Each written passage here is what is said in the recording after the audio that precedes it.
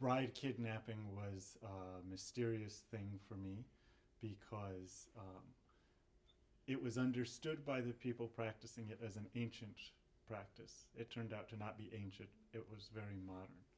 Um, it was mysterious to me because the people practicing it um, seemed like people that I knew, except for this one detail that they were, kidnapping women to marry them rather than dating.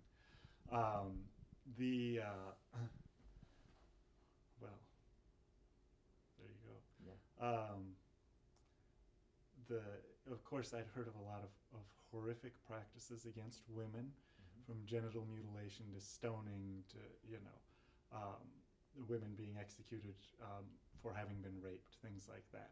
But the people who commit those practices are far away and radically different from everybody I know, and it's easy to make a caricature of them. But these were people like me doing something that I couldn't understand. Yeah.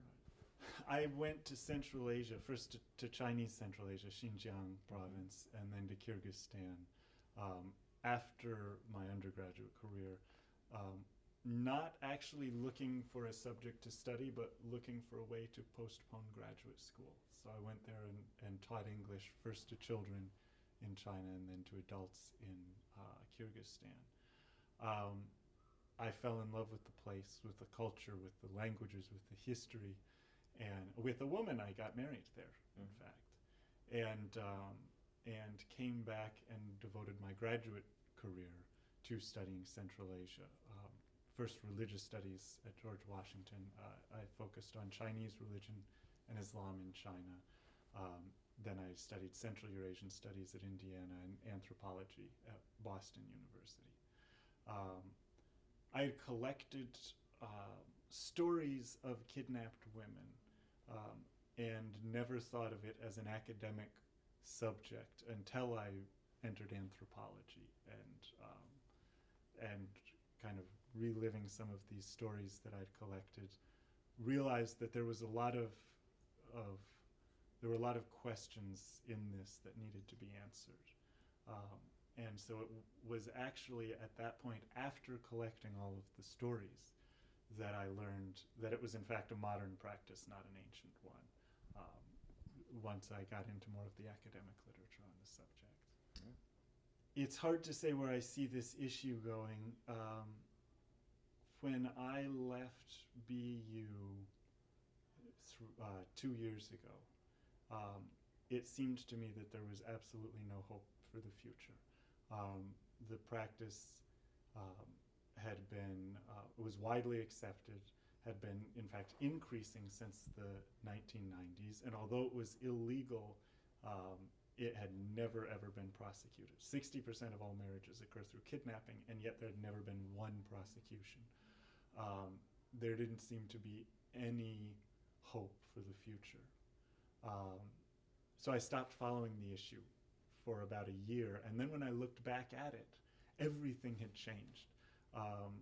There had been 2 suicides by young women who'd been kidnapped, and their fathers started a protest movement against the practice. Other women started opening up shelters, informing women about what they can do when they get kidnapped, where they can go for help. The shelters had actually already been open when I was studying the issue, and yet nobody ever went to them. Today, there's so much more awareness and knowledge that these shelters are really making a big difference. That one of the things that keeps bride kidnapping going is that it works, right? In spite of all of the damage it causes. It can be like a bomb going off in a family, right? It's not just the bride, it's her father, it's her brothers, it's her sisters. Everybody's life is thrown into chaos, and the only thing they can ask themselves is, how are we going to move forward? What are we going to do now?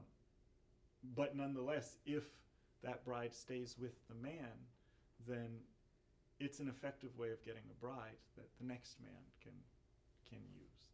And as more and more women are rejecting these marriages, taking a great risk of not being able to marry themselves in the future, but anyway, I'm going to reject this marriage. And um, I think that the efficacy of the practice could be undermined, and I hope to see big changes